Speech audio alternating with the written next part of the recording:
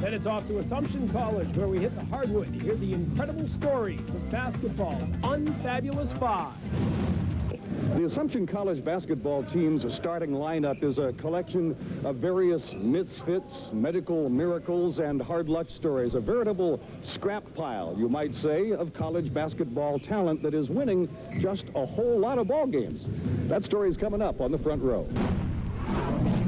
They're called the Unfabulous Five. However, their story of hard work and dedication is anything but, so stay tuned.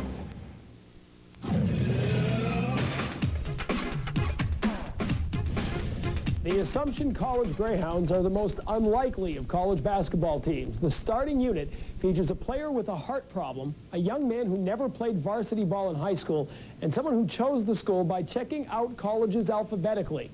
They are the Unfabulous Five, and Tom Larson says they make a fabulous story.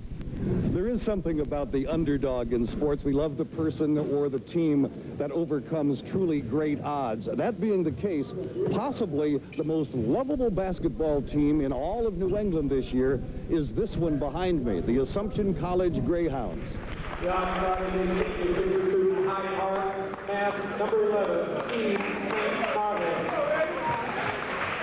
Steve St. Martin, with a history of heart problems and coaches who told him that they couldn't invest a scholarship on a player who might not be able to play.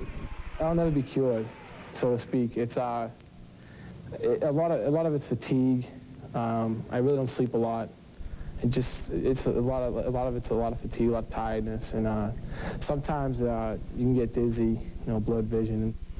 Drew Cooper, who never played high school basketball. He was cut every year that he tried out. Here, he's the leading scorer.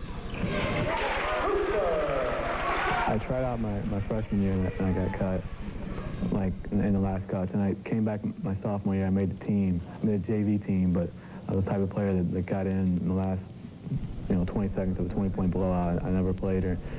And then my junior and senior year, I tried for varsity. I didn't make it either time. Andy Niedzwiecki, a relentless pest, they call him, despite a knee injury and resulting surgery that threatened his basketball life before he ever arrived at the college level. I went to Worcester Academy. Things were going well at school. Third day of practice came, and it was just a freak accident. I tore my anterior cruciate ligament. I just had signed my letter of intent a week earlier, but coach was still faithful to it. He didn't try to get out of it. So here I am now. Brian Moore sort of drifted after high school, worked at Toys R Us for a few years before he got into junior college and ultimately ended up here in Worcester.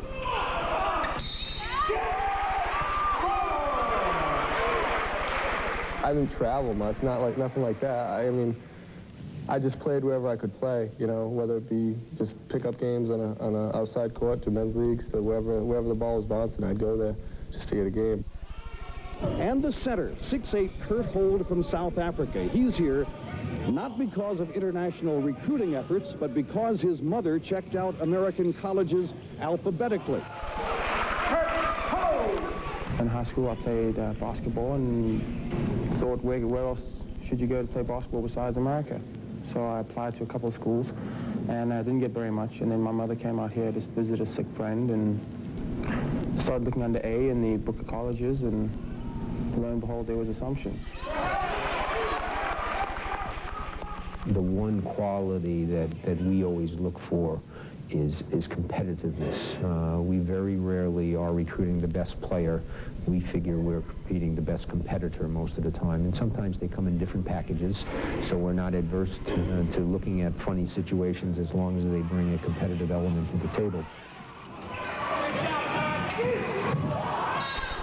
We're not going to beat teams on talent. Every team we play is more athletic than us. You know what I mean? They jump higher, they're quicker, most of the time they're better shooters. That just proves to me that it's not talent. It's just pure emotion and pure mental toughness.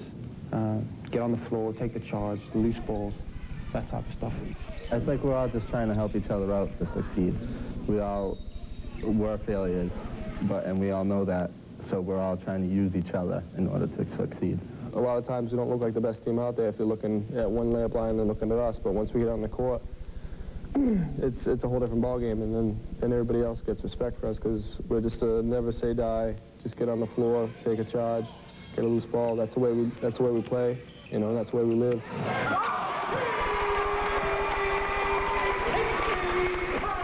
I think if you think of the basketball movie Hoosiers, that might be a similarity, just a bunch of guys just played real hard. And I think that's the key to this team. No one is especially talented.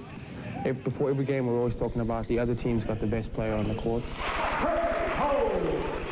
Adversity can have a positive and negative effect on you. You know, it can make you want to give up or quit, or it can also make you want to work harder. And I think that's what Coach saw in us. It makes us want to work harder. You know, we faced it, so there's nothing in our lives that we could go through that could be as worse in the situation that we were already in. I guess you look in the roster, you don't see any big-time names, and, you know, guys probably like who's this or who's that, but I think that's the best part about it, you know. Just go out there and just play everything you got, play hard. And, you know, we win, we lose, we do everything together. Hard work! So the Greyhounds lose this one tonight by 10 points, their first home loss of the season and their first conference loss. As a matter of fact, they are now 9-4 for the year, but how can anyone, except their opponents on any particular night, not pull for these guys to win?